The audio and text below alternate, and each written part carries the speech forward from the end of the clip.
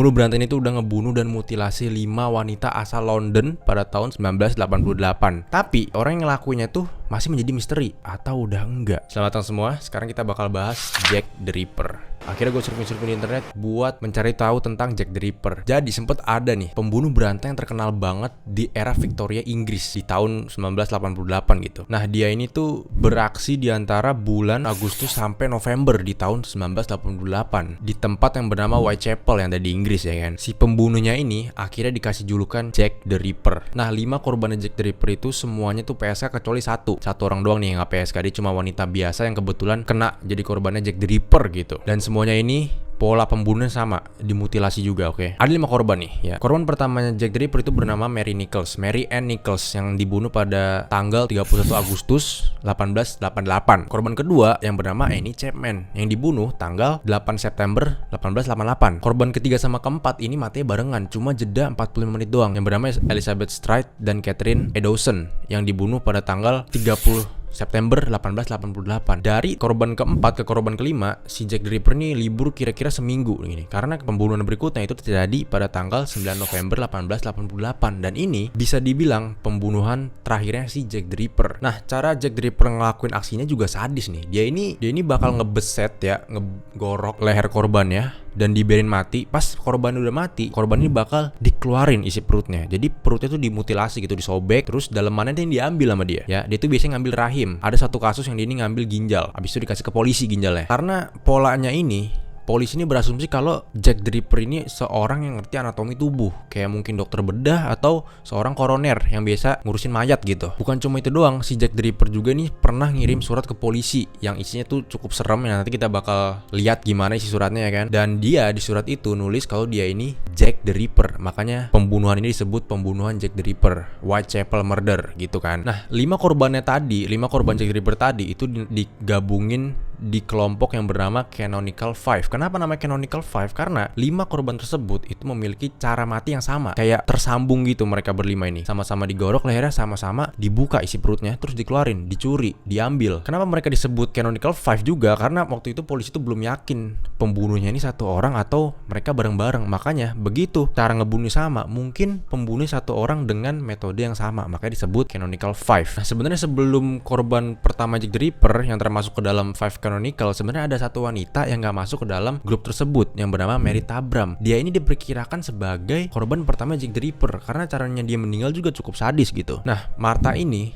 Tabram ini ditemuin tanggal 7 Agustus 1888 di George Yard, di jalan yang mengarah ke Whitechapel, tempat TKP-nya Jack the Ripper biasa ngebunuh orang gitu. Si Martha ini ditusuk 39 kali di dada, di tenggorokan, sama di perut. Cuma polisi ini masih menggolongkan Martha ini bukan korbannya Jack the Ripper. Kenapa? Karena Jack the Ripper itu ngebunuh orang pasti lehernya digorok, bukan ditusuk atau dicekek gitu kan. Dan dia nggak pernah nusuk-nusuk bagian tubuh yang lainnya. Cuma kebanyakan korban Jack the Ripper itu matinya pasti gara-gara digorok lehernya dulu, baru dia dimutilasi. Nah karena inilah Martha ini dikeluarin dari grupnya Canonical Five atau korban-korbannya Jack the Ripper gitu. Dan kemungkinan iya, kemungkinan enggak. Mungkin aja itu pertama kali Jack the Ripper ngebunuh makanya kelihatannya nggak rapih gitu kan, atau kita nggak pernah tahu. Kita balik lagi ke korban pertamanya Jack yang bernama Mary Ann Nichols yang dibunuh pada 31 Agustus ya kan. Nah Mary Ann Nichols ini kayak PSK yang lain ya kan, dia bekerja malam pulang dini hari gitu. Nah pas dia lagi pulang, Mary Ann Nichols ini tanpa ada orang tahu dia ini meninggal dengan cara sadis, yaitu lehernya digorok, habis itu perutnya dibuka. Keesokan harinya,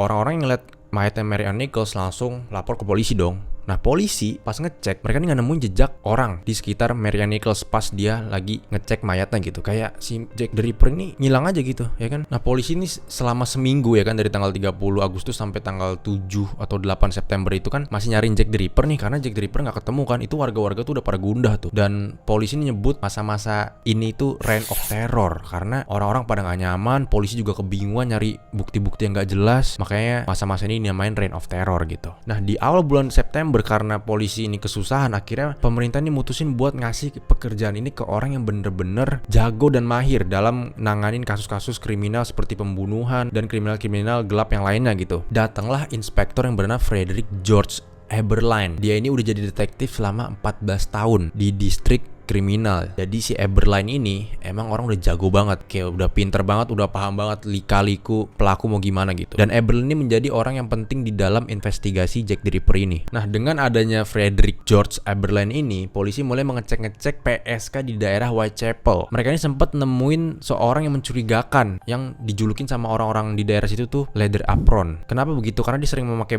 pakaian tersebut kayak gitu. Dan menurut para PSK yang kerja di situ, leather apron ini sering malakin sama gebugin orang kalau dia nggak mau ngasih duit gitu. Dan si leather apron ini bahkan dia ngancem orang yang nggak mau ngasih duit itu bakal dicabik-cabik sama dia. Nah, karena polisi mikir kok ini orang sadis juga gitu, langsung lah dikaitkan sama pembunuhan ini gitu. Cuma karena satu dan lain hal politik ya pada saat itu terjadi, si leather apron ini nggak jadi tersangka dan polisi ngebebasin dia gitu. Pas di hari-hari seminggu itu, polisi kan lagi nyari-nyari pembunuhan nih. Pada tanggal 8 September malah terjadi lagi pembunuhan PSK yang di daerah Whitechapel. Jaraknya pun nggak jauh dari korban yang pertama. Nah, korban ini diidentifikasi sebagai Annie Chapman. Nah, di sini nih Jack the Ripper nih mulai nambah sadis nih. Dia ini ngambil rahimnya si Annie ini. Nah, terus deket jasadnya Annie ini ada celemek kulit yang baru dicuci, mirip sama seseorang yang dijulukin leather apron tadi ya kan? Nah, dari sinilah polisi balik lagi ke orang yang dijulukin leather apron tersebut yang bernama John Pizer. Ini orang yang sebelumnya gak jadi tersangka itu ya. Cuma John ini berhasil ngasih alibi yang kuat ke polisi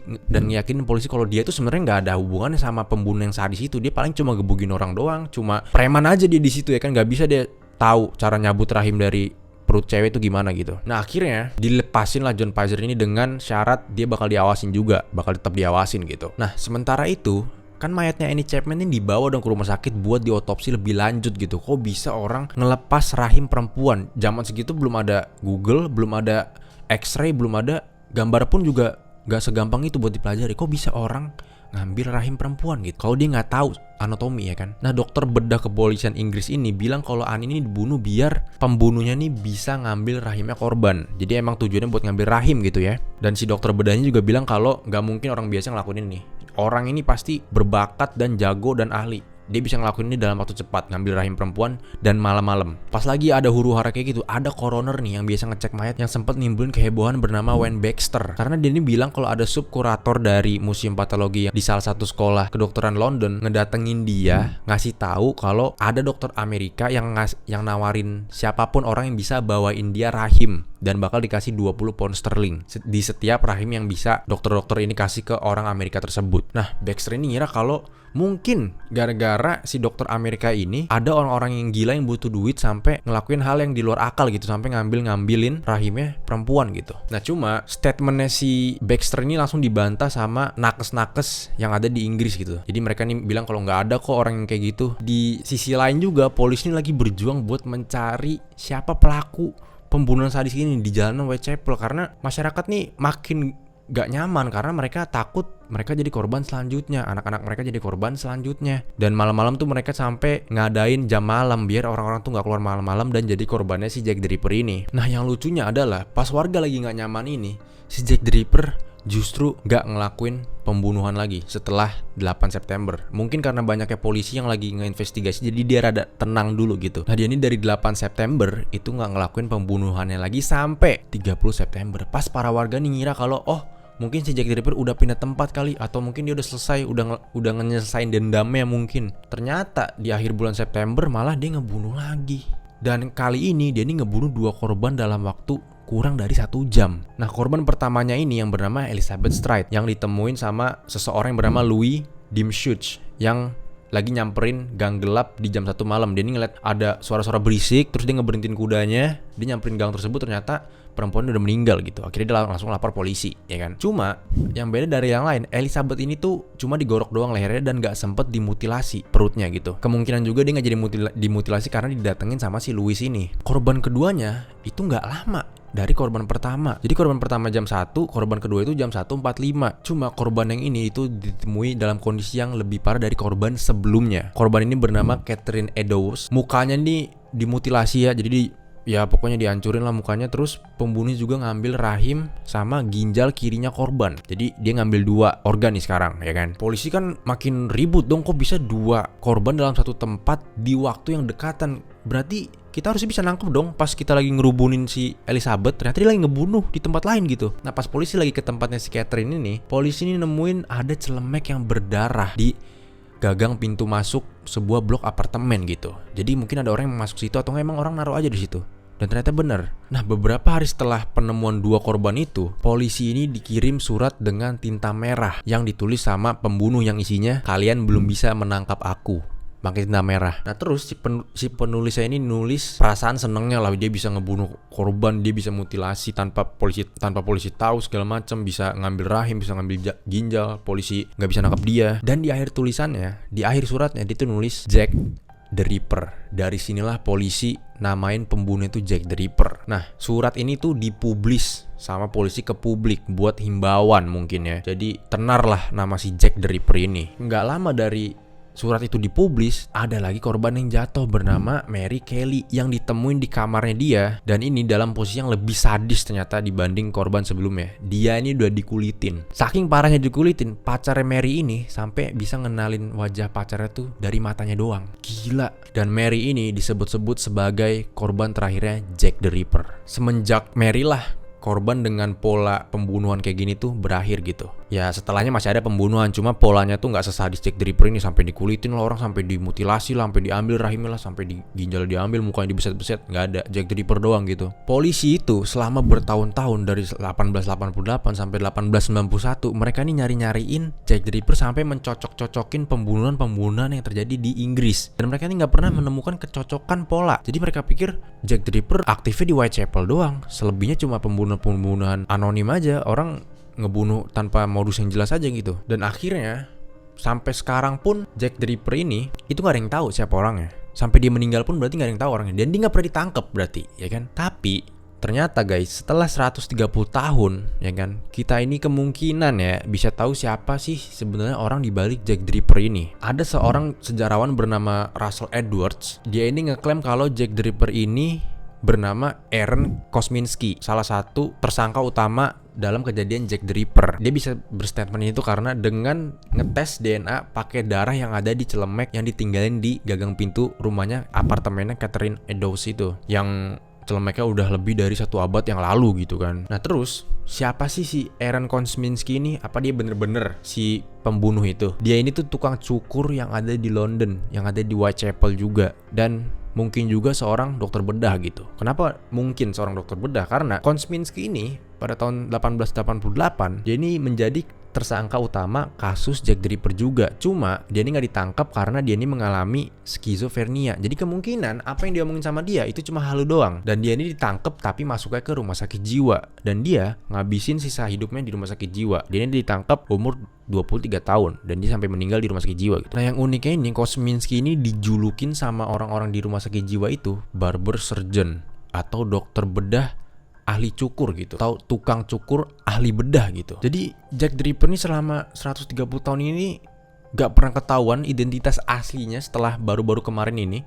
Jadi kalian bayangin orang-orang di zaman tersebut ngerasa gak nyaman karena pembunuhnya gak pernah ditemuin. Jadi mereka gundah terus, aduh siapa nih selanjutnya, gak ada yang tahu, gak pernah ditangkap. Walaupun emang si Aaron Kosminski-nya udah ditangkap, ditaruh di rumah sakit jiwa. Cuma orang zaman segitu kan gak tahu kalau si Aaron ini pembunuhnya. Orang-orang taunya Jack the Ripper masih berkeliaran gitu. Mereka selama 20 tahunan mungkin 30 tahunan gitu nyeritain ke anak-anaknya tentang Jack the Ripper. Hati-hati malam-malam, kalau gak bakal kena kayak Jack the Ripper gitu. Oke guys, video udah selesai. Terima kasih udah nonton. Jangan lupa like and subscribe. Jangan lupa like dan subscribe. Komen juga, ramein channel ini. Gue bakal bahas-bahas kasus-kasus lagi, bahas-bahas cerita-cerita serem lagi, ya kan. Sampai ketemu di video berikutnya. Kalian hati-hati.